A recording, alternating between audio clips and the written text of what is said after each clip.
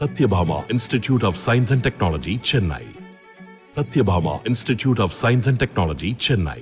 விக்கிரவாண்டி இடைத்தேர்தலில் அதிமுக போட்டியிடாத நிலையில் அக்கட்சியினர் தனக்கு வாக்களிப்பார்கள் என பாமக வேட்பாளர் சி அன்புமணி நம்பிக்கை கூறியுள்ளார். அவருடன் நமது செய்தியாளர் காமராஜ் நடத்திய கலந்துரையாடலை தற்பொழுது பார்க்கலாம்.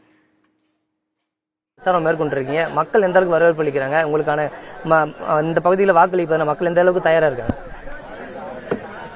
நாங்கள் மருத்துவர் ஐயா முற்போக்கு தேசிய ஜனநாயக கூட்டணி சார்பாக என்ன வேட்பாளர் நிறுத்தியிருக்கிறாங்க. என்னைக்கு வேட்பாளர் அறிவிச்சாரோ அன்னிலிருந்து திண்ணை பிரச்சாரத்தை நாங்கள் துவக்கிட்டோம். நேரடியாக மக்களை சந்தித்து நாங்கள் அதை கேட்டுக்கிறோம்.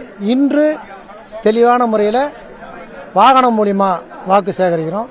மக்கள் எழுச்சியை பொறுத்த வரைக்கும் திமுகவை பார்த்துருக்கலாம், அவங்களுடைய பேச்சு எடுபடலை. நான் போகிற இடமெல்லாம் சிறப்பான வரவேற்பு, மக்களுடைய எழுச்சி. என் பேரை கூப்பிட்டே தம்பி உனக்கு தான் ஓட்டு அப்படின்ற ஒரு வாசகத்தை சொல்லிக் கொண்டிருக்கிறார்கள். இன்னொன்று என்னன்னா, நான் ஒரு 40 வருஷமா இந்த பகுதியில் பழக்கமானவன். 2016 சட்டமன்ற வேட்பாளராக நின்று தனித்து நின்று 42,428 வாக்குகளை பெற்றிருக்கிறேன். ஆகவே எங்களுடைய மக்கள் என்னை தெளிவாக தெரிந்திருக்கிறார்கள். திராவிட முன்னேற்ற கழகத்திற்கு அந்த கள்ளக்குறிச்சி ஒரு பெரிய எடுத்துக்காட்டா அவங்கள ரொம்ப சோகத்தில் ஆழ்த்திருக்கிறது. ஆகவே என்னுடைய வெற்றியை நிர்ணயிக்கப்பட்டது. திமுக எப்படிதான் பணம் கொடுத்தாலும் சரி, பணமா பாசமா, பாசம்தான் வெற்றி பெறும் என்பது என்னுடைய எண்ணம். சரி, இப்போ அதிமுக வாக்குகள் தங்களுக்கு விழுன்னு எதிர்பார்க்கறீங்களா, இல்ல அனுதாப ஓட்டுகள் உங்களுக்கு விழுன்னு பாக்குறீங்களா?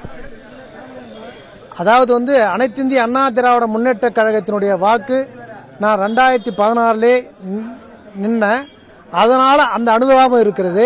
மற்றொன்று, அவங்க கூட நான் பணியாற்றினேன். போன இடைத்தேர்தலில் அவங்களோடு பணியாற்றி இருக்கிறேன், பொது தேர்தலும் பணியாற்றி இருக்கிறேன். அதனால அவங்க புறக்கணிக்காம எனக்கு வாக்களிக்கிறதுக்கு வாய்ப்பு அதிகமா இருக்குது. Satyabhama Institute of Science and Technology, Chennai.